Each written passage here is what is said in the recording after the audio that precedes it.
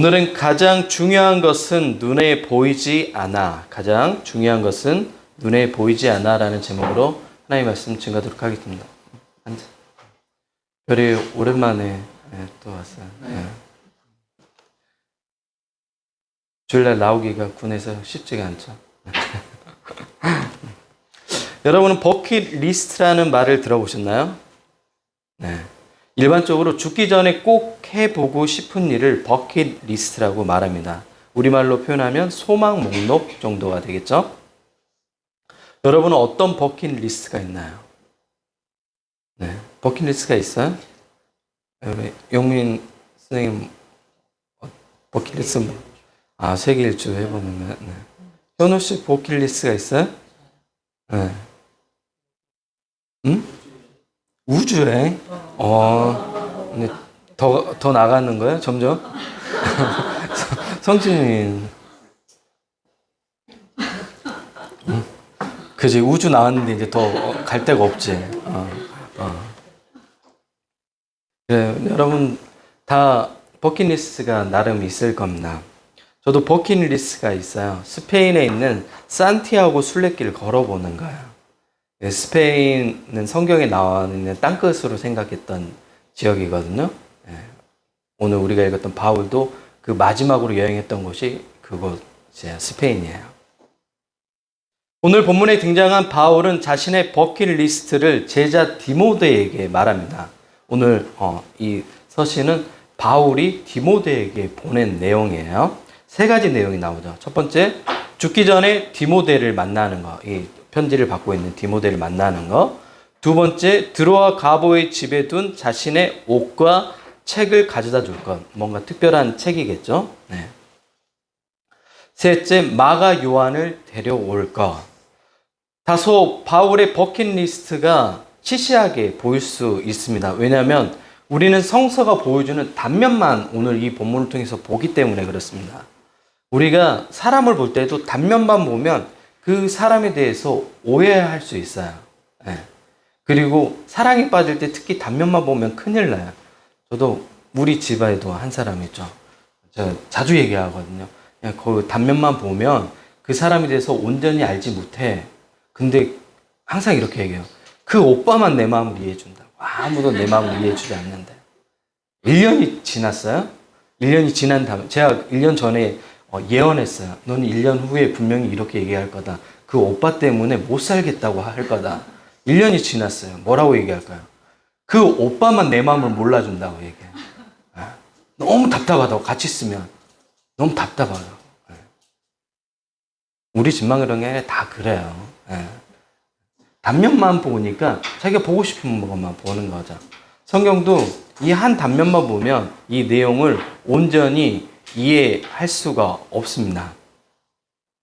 그래서 우리가 필요한 게 뭐냐면 입체적으로 오늘 본문을 구성해서 바라보는 겁니다. 성경에 나오는 바울의 마지막 행적이 사도행전 마지막 장, 사도행전이 28장이 마지막 장이에요. 28장 30절 31절입니다. 로이의 장난감은 좀 이따가 지금 놀아. 알지?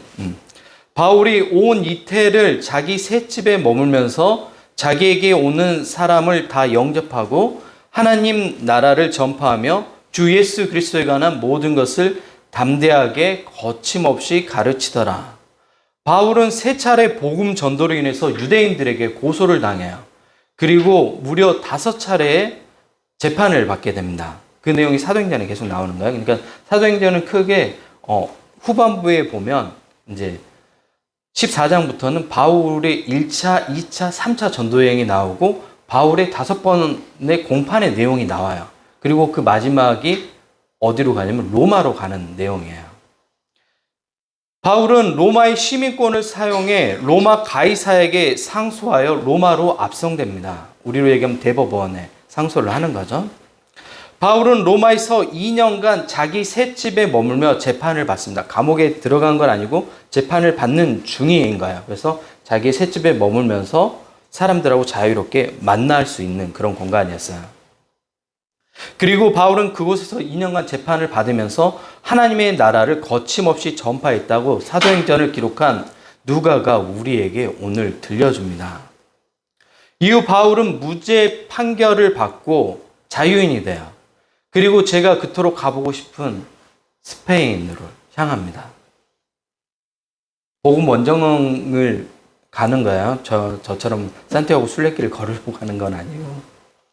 당시 사람들은 스페인을 땅끝으로 생각했고 바울의 마지막 복음의 여정이 그곳이라고 생각을 했습니다. 바울은 스페인을 거쳐 자신이 세운 교회들을 둘러보았습니다. 그리고 난 후에 다시 로마의 법정에 서게 됩니다. 하지만 이번에는 분위기가 달라요. 전에는 재판을 이길 수 있다는 강한 믿음이 있었는데 이번에는 자신의 삶의 마지막일 거라는 생각이 듭니다. 바울의 인생 여정의 마지막 순간이 점점 다가오는 것을 직감했습니다. 그리고 보낸 서신을 오늘 보낸 내용이 오늘 본문 디모데 후서입니다. 이때 디모데는 에베소에서 사역하고 있었는데 디모데와 디도는 바울이 신뢰하는 제자였어요. 그랬으니 자신의 마지막을 직감했을 때 가장 중요한 내용을 디모데와 디도에게 보냈겠죠. 네. 바울에게는 많은 제자들이 있었어요. 하지만 바울의 성격이 어떠죠? 거칠고 완벽주의 유형이었어요.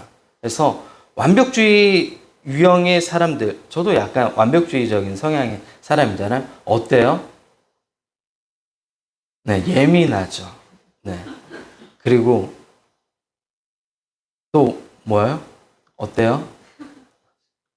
예민하잖아요. 또 어때요? 얘기해봐요. 괜찮으니까. 네. 하나를 해도 제대로 하려고 하죠. 그 옆에 있는 사람들이 어때요? 힘들어요. 네. 힘들죠. 바울이 이런 성격이었어요. 주변의 제자들이 얼마나 힘들겠어요. 네. 그래서 그 바울의 거칠고 완벽주의적인 성격 때문에 많은 제자들이 바울을 떠났어요. 네. 이때 떠난 사람 중에 한 명이 바로 마가복음을 기록한 마가 요한입니다. 그는 바나바의 조카였고 예수님과 제자들을 물질로 섬긴 마리아의 아들이었습니다. 마가 요한은 바울에게 쫓겨난 이후 누구에게 갔냐면 베드로에게 갔어요. 근데 베드로하고 마가 요한하고 MBTI가 같았어요. 자기하고 비슷한 사람 어때요? 품어줄 수 있죠. 나도 그래. 쉽게 포기하고 나도 성격을 다혈질이고 자기를 보는 것 같아요. 젊었을 때. 그러니까 어떻겠어요? 마음에 애정이 더 가는 거예요. 그러니까 마가 요한은 품어주는 거예요. 내 아들이라고 얘기하고 그래서 막 믿음의 일꾼으로 계속 세워줘요. 나중에 어떤 사람이 되냐면 초대교회 리더로 성장하게 돼요. 마가 요한이.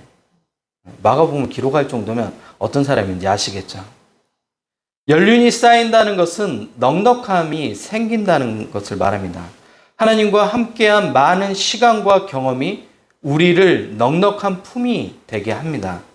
이제 지난날에 거칠게 사람들을 대했던 자신의 어리석은 과거를 후회하며 자신과 같은 어리석은 잘못을 반복하지 않기를 바라며 바울이 디모데에게 목회 경험을 지금 나누고 있는 겁니다. 그리고 자신의 버킷리스트를 디모데에게 부탁하죠. 첫째, 죽기 전에 디모데를 만나는 거. 두 번째, 드로아와 가보의 집은 자신의 옷과 책을 가져다 줄 것. 세 번째, 마가 요한을 데려올 것. 마가 요한은 어떤 사람이라고요? 바울이 쫓아낸 사람이었어요. 근데 그 사람이 보고 싶다고 얘기하는 거야. 삶의 마지막 버킷리스트로. 왜? 후회가 있는 거죠. 자신이 생각했던 과거의 판단이 틀린 거였다. 왜 바울에게 디모데와 마가 요한을 만나는 것이 중요했을까요? 바울은 왜 드로아 가보의 집에 둔 자신의 옷과 책이 필요했을까요? 우리는 그 힌트를 디모데후서 2장 20절을 통해서 알 수 있습니다. 바울은 다음과 같이 말씀합니다. 20절입니다. 큰 집에는 금그릇과 은그릇뿐 아니라 나무그릇과 질그릇도 있어 귀하게 쓰는 것도 있고 천하게 쓰는 것도 있나니 그러므로 누구든지 이런 것에서 자기를 깨끗하게 하면 귀히 쓰는 그릇이 되어 거룩하고 주인의 쓰임에 합당하며 모든 선한 일에 준비함이 되리라. 바울이 디모데에게 한 이 비유를 잘못 이해하면 금그릇이 가장 중요하고 은그릇이 그 다음으로 중요하고 나무 그릇이 그 다음에 중요하고 질그릇으로 구분하는 것, 상품 가치로 그릇을 생각하게 됩니다. 오늘날 자본주의 시대에 딱 맞는 생각이죠. 그러나 성경은 이런 우리의 생각이 잘못됐다고 이야기합니다. 이렇게 혹시 생각하고 그동안 이 본문을 읽었다면 성경을 거꾸로 해석하는 거예요. 네. 조건절이 무엇이죠? 자기를 깨끗하게 하면이에요. 조건절이. 금그릇이 중요한 게 아니에요. 은그릇으로 된 게 중요한 게 아니에요. 내 키가 180이고 연예인처럼 잘생긴 게 중요한 게 아니에요. 명문대를 나오는 게 중요한 게 아니에요. 조건이 뭐라고요? 자기를 깨끗하게 하면이에요. 네. 결과부가 뭐예요? 귀 쓰는 그릇이 된다예요. 금그릇이 중요하다는 거예요? 은그릇이 중요하다는 거예요? 나무 그릇이 중요하다는 거예요? 아니죠. 질그릇이라서 필요 없다는 거예요? 아니죠. 자기를 깨끗하게 하면 주인이 쓰신다는 거예요. 여기서 주인은 누구예요? 하나님께서 쓰신다고 이야기하는 겁니다. 하나님은 우리 성도가 구별된 삶을 살기를 원하십니다. 우리가 깨끗해지기를 원합니다. 깨끗해진다는 게 다른 게 아니에요. 우리가 욕망을 따르는 삶을 내려놓는 거예요. 우리가 이 시대가 주는 가치관, 삶의 방향을 내려놓는 거예요. 그리고 하나님의 나라의 방식으로 살아가는 거예요. 그게 깨끗하게 되는 거예요. 어렵지 않죠?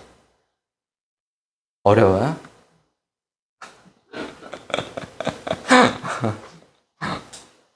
과거 바울도 우리와 같은 실수를 저질렀습니다. 사람들을 보이는 조건으로 판단했죠. 바울은 디모데는 금그릇으로 보였는데 이 마가 요한 정말 마음에 안 드는 거예요. 선교여행 갔다가 쉽게 포기하고 도망가 버렸어요. 바울 어떤 사람이에요? 완벽주의 유형이었단 말이에요. 화가 나요, 안 나요? 화가 나죠. 그리고 2차 선교여행 갈 때 이 마가 요한이 누구라고 얘기했어요? 바나바의 조카였어요. 그러니까 바나바는 어때요? 한 번 더 기회를 주자. 바울 어때요? 안 된다. 선교에 방해가 된다. 왜? 한 번 도망쳤잖아. 둘이 어떤 관계였어요? 아주 친한 관계였단 말이에요. 심지어 바울이 교회 안에 들어올 때 많은 사람들이 오해했단 말이에요. 왜? 바울이 전에 예수님을 믿는 사람들을 핍박했단 말이에요. 유명한 사람이었단 말이에요. 근데 교회 안에 들어올 때 중간에서 중재해줬던 사람이 누구냐면 바나바라는 사람이에요. 근데 그 바나바하고 지금 싸우고 있는 거예요. 바울이 얼마나 마가 요한을 데려가기 싫은지 알겠죠. 심지어 둘이 나눠져요. 그래서 복음 원정대가 두 팀으로 해가지고 꾸려서 가요. 이 내용이 사도행전 16장에 나오죠. 바울에게 마가는 질그릇 같은 사람이었어요. 형편없어 보였단 말이에요. 하나님이 안 쓰실 거라고 생각했던 거예요. 객관적으로 보면 바울의 평가가 맞나요? 맞죠. 오늘 여러분도 그렇게 평가하잖아요. 사람들 평가할 때. 이 사람은 금그릇, 이 사람은 은그릇, 이 사람은 나무 그릇도 못해. 질그릇이야. 이렇게 평가 안 해요? 안 합니까? 저만 합니까? 별이 안 해? 군인이라서 솔직하네. 그래. 평가하잖아요. 윤석열 대통령 어때? 그지? 옆에서 모시고 있는데 나쁜 얘기하면 안 되지. 제 평가로는 형편없는 사람이에요. 이제 다음에는 절대로 그런 사람 뽑으면 안 돼. 나라가 이렇게 되는 거 봤으니까 우리 청년들은 다음에는 좋은 사람을 뽑아야 돼요. 여러분이 살아갈 세상이잖아. 그러니까 잘 뽑아야 돼요. 마가요는 선교 중에 도망쳤고 성격도 급하고 표현 방식도 거칠어요. 그래서 마가복음에 나오는 표현들 보면 굉장히 거칠어요. 투박해요. 반대로 누가복음은 어때요? 되게 세련됐지 않아요? 표현하는 방식도. 그리고 여성들, 사회적 약자들도 어떻게 해요? 배려하는 내용까지 다 세밀하게. 그리고 심지어 지금까지 나와 있는 모든 내용을 자기가 종합해가지고 꼼꼼히 따져보고 썼다고 얘기하잖아요. 근데 마가는 어때요? 거칠어요. 그냥. 변화산 사건도 예수님이 빨래한 것처럼 하얗게 됐다. 이렇게 표현했단 말이에요. 영적으로 신비하게 표현하면 돼. 아우라가 뒤에 비추어졌다. 뭐 이런 표현들을 쓰면 고급적인 표현들 쓰는데 빨래한 것처럼 휘어졌다. 이 직접적이잖아요. 마가의 성격이 나오는 거죠. 마가 요한이 어떤 사람인지 알겠죠? 네. 바울은 과거의 경험과 현재의 경험을 통해서 배우죠. 뭘 배우죠? 자기가 생각했던 금그릇, 은그릇, 나무그릇, 질그릇이라는 사람을 구분했던 그 구분들이 잘못됐다는 것을 배워요. 그하고 상관없이 하나님은 어떤 사람을 쓴다고요? 깨끗이 자신을 비워내는 사람을 사용하신다는 겁니다. 자신이 금그릇이라고 생각한 데마는 세상을 사랑해 데살로니가로 떠나버렸다고 오늘 본문은 이야기합니다. 바울이 너무 마음이 아팠을 거예요. 데마를 굉장히 아꼈거든요. 근데 데마가 마지막에 데살로니가로 떠나버렸어요. 그것도 무엇을 사랑했다고요? 세상을 사랑해서. 그럼 세상을 사랑했다는 것은 누구보다 더 사랑한 거예요? 하나님보다 더 사랑한 거예요. 우리도 믿음의 여정에서 파산한 사람들 많이 보죠. 주변에 정말 저 사람은 금그릇처럼 보이는 사람도 있잖아요. 정말 하나님을 위해 좋은 일꾼이 될 것처럼 보이는 사람 있잖아요. 그런데 그런 사람들이 세상을 향해 나아가는 경우들이 많아요. 근데 여러분 주변에 볼 때 저 사람 진짜 나무 그릇 정도밖에 안 돼. 하나님 저 사람을 쓰실까 물음표 생긴 사람도 있잖아요. 근데 또 하나님은 그런 사람들을 사용하셔요. 여러분은 어떤 그릇으로 생각돼요? 금그릇처럼 여겨지나요? 아니면 질그릇처럼 여겨지나요? 그릇의 종류하고 상관없어요. 중요한 건 뭐라고요? 자신을 깨끗이 준비하면 하나님께서 어떻게 한다고요? 쓰신다고요. 이게 하나님의 관점인 거예요. 우리하고 시선이 다르죠. 바울은 인생의 끝자락에서야 하나님이 쓰는 사람들의 기준을 알게 됩니다. 오늘 설교 제목처럼 가장 중요한 것은 눈에 보이지 않습니다. 우리의 시선은 금그릇처럼 보여도 깨끗하게 비우지 않으면 하나님이 그 사람을 사용하지 않습니다. 내 자신도 마찬가지야. 내 자신이 질그릇처럼 여겨진 사람 있죠. 아무것도 가진 것도 없고 아무 능력도 없는 것처럼 보이고 너무 초라하고 내 믿음도 너무 작아 보이고 그게 중요한 게 아니라고 얘기하는 거예요. 중요한 건 뭐라고요? 내가 깨끗하게 비우면 하나님께서 쓰시는 거예요. 성경은 그것을 끊임없이 이야기하고 있습니다. 반대로 우리 눈에 질그릇처럼 보여도 하나님이 그 사람을 통해서 일하는 사람들 굉장히 많죠. 가장 중요한 것은 눈에 보이지 않습니다. 여러분도 혹시 금그릇, 은그릇을 따지면서 하나님이 사용할 사람으로 평가하고 있나요? 혹시 공동체 가운데 여러분이 누군가의 그런 평가를 내렸다면 그 평가를 거두어야 합니다. 왜요? 하나님이 보시는 기준이 우리와 다르기 때문에 그렇습니다. 저 사람은 안 돼! 라고 생각하는 그런 생각을 가지고 있다면 내려놔야죠. 왜 우리가 평가해요? 평가는 누가 하죠? 하나님께서 하시는 거예요. 왜? 하나님께서 쓰시기 때문에 그렇습니다. 동의 안 돼요?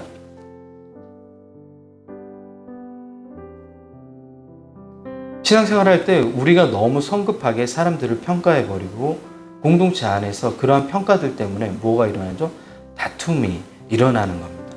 그런 평가들은 내려놓고 하나님의 쓰실 그릇은 우리가 평가하는 게 아니에요. 그리고 하나님이 그 사람을 어떻게 성장시킬지 아무도 알지 못합니다. 최로이가 나중에 신학교를 갈지 어떻게 알아요? 김제에 내려갈 때 지난주 고향 내려갈 때 이제 우리 윤전 집사님 가정을 김제에 내려드리고 여수로 왔어요. 내려가면서 로이가 그러더라고요. 앞으로 다른 사람이 싫어하는 거 하지 않을게요. 그래서 로이가 그런 얘기를 해서 내가 너무 충격을 받았어. 로이 입에서. 그래서 로이야 네가 한 말이니까 네가 반드시 지켜. 앞으로 계속 얘기할 거야. 엄마가 싫어하는 일 하지 마 이제부터. 훌륭한 사람이 될 거야.